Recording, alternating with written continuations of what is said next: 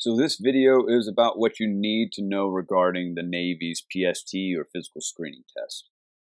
I'm going to do a deep dive into each one of the 5 subcomponents of the test, which are the 500-yard swim, push-ups, sit-ups, pull-ups, and then a 1.5-mile run. I'm Jake, and this is Brass Tacks. I spent the last almost decade in the United States Navy. As a deep sea diver, I got to travel around the world with some of my best friends. I was able to certify as an underwater welder. I got to play with explosives. All things considered, I mean, I really had a dream job. The last 2.5 years that I was in the Navy, I was actually part of the Warrior Challenge staff, where my job was to screen candidates to make sure they were qualified to test and potentially try out for the programs. Over the years, I've administered hundreds of PSTs, cumulatively in thousands of candidates, and most of the outcomes are fairly similar.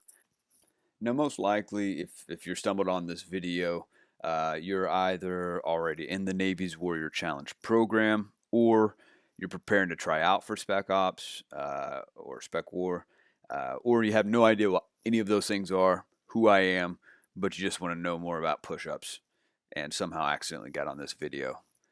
In any case, this hopefully will be the right place for you.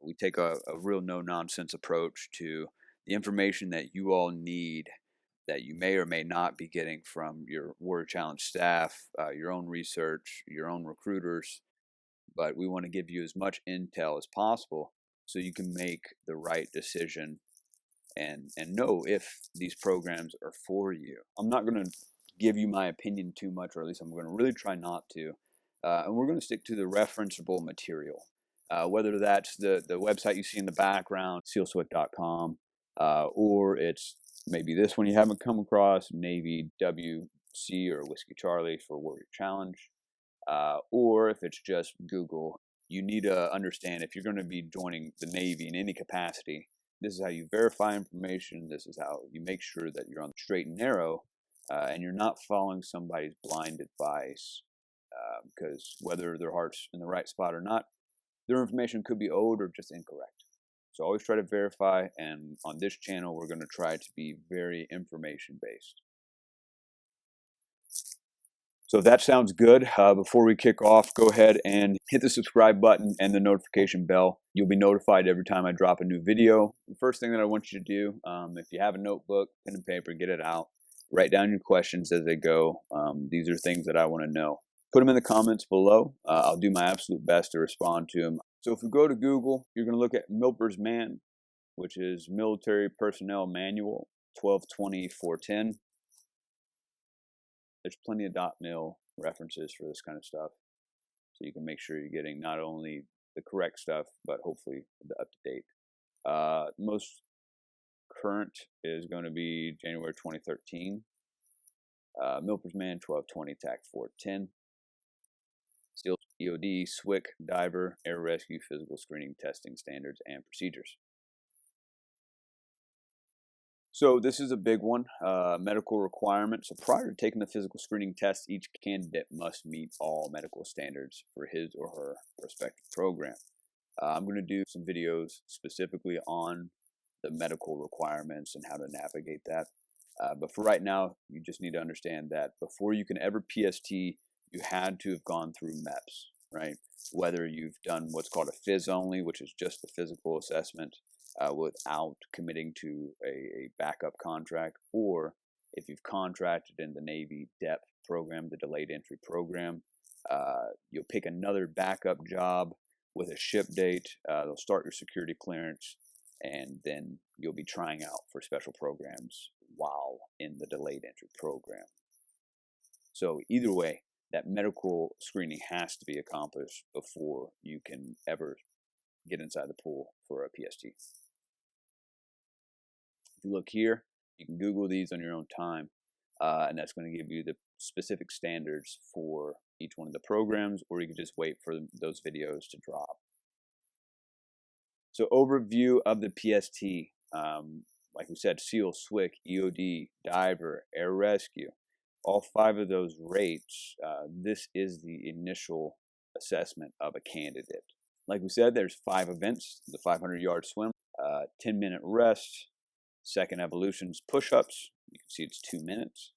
You get another 2-minute rest. Now these rests, we'll kind of go over what it looks like after the swim. Swim, push-ups, curl-ups or sit-ups, pull-ups, and a 1.5 mile run. Minimum scores, we'll come back to these, right? So we're not worried about that. We have to worry about doing the test correctly before we worry about attaining a certain set of scores. So the swim event, like I said, 500 yards, 450 meters. So this is where we get to some gray areas. It says that SO, SB, EOD, and ND, so SEAL, SWCC, EOD, and diver, will use the side stroke or the breaststroke.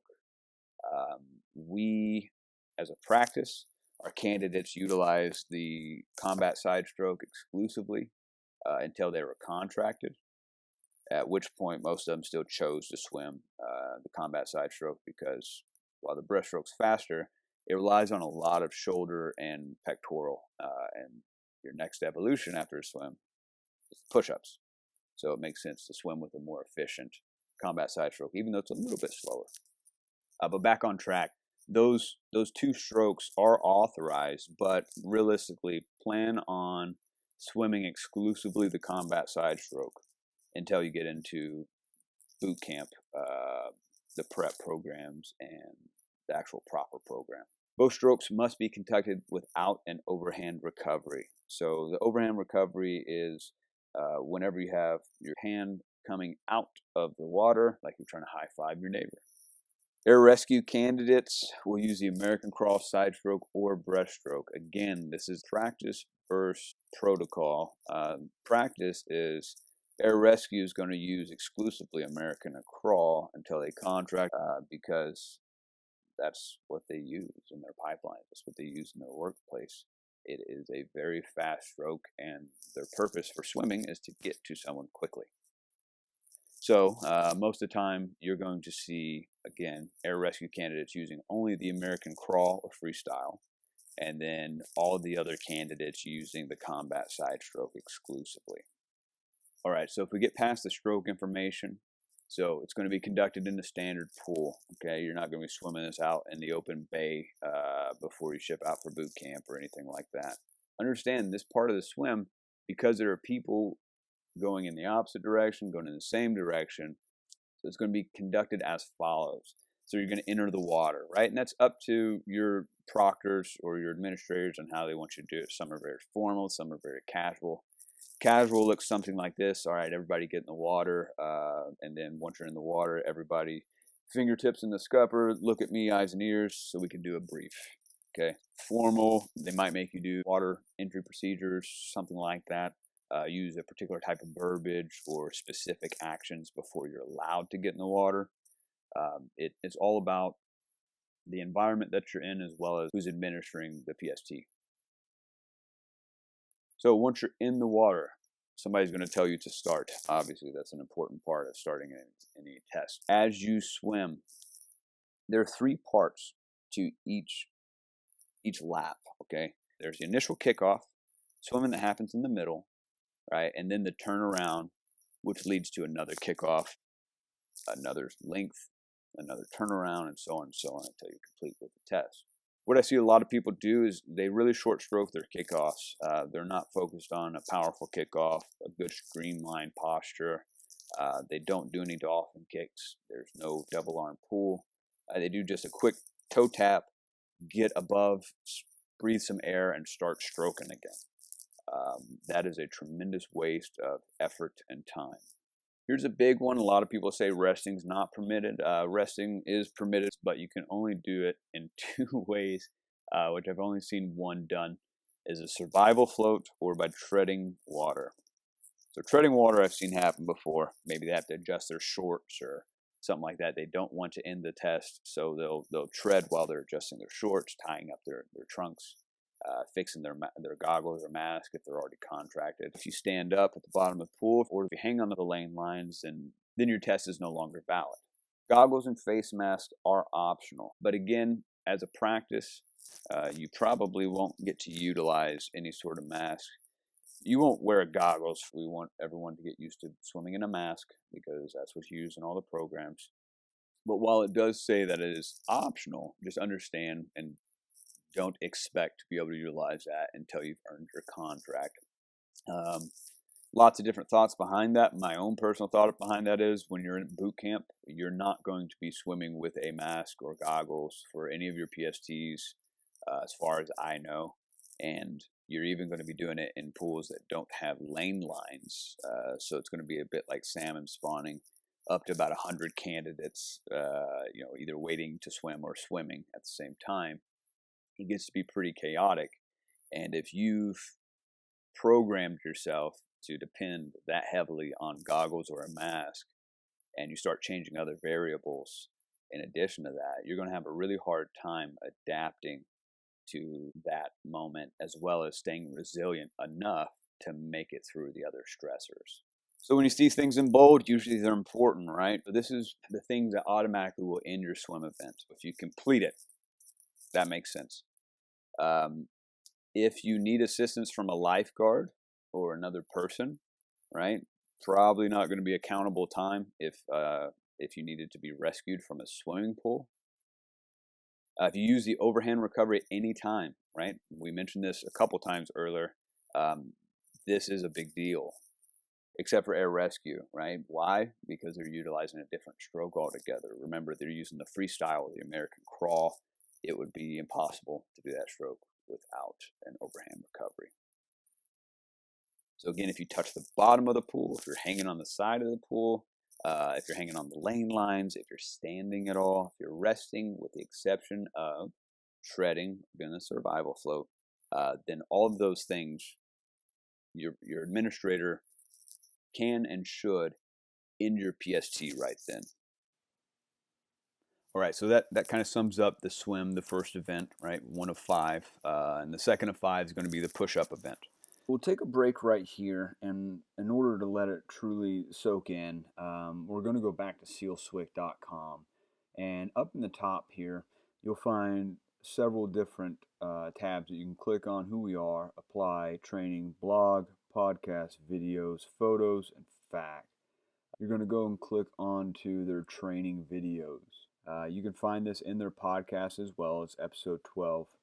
But this video you guys are going to find quite useful for anybody that's learning the combat side stroke, whether you're proficient now and you just need some refining, or if you've never swam it before and you just want to see what it looks like. This website, as well as the other one that I showed you, NavyWarriorChallenge.com or NavyWC.com, they're excellent resources for you guys. They're coming directly from the Navy and the people that are in charge of these pipelines currently. If you're wanting to stay up to date with when part 2 comes out, as well as, which will be just a few days, as well as the other videos that I'm working on currently for you all, hit the subscribe button, hit the notification bell, right? That's twofold, right? You get to stay up to speed. It also lets me know that you guys are engaged and this is something that's worth the amount of effort. Lastly, again, if there's any comments, any questions, if you guys want to see something, if you want to see less of me droning and more graphics, leave that stuff in the comments below. I'll try my best to take it to heart. And we'll see you soon.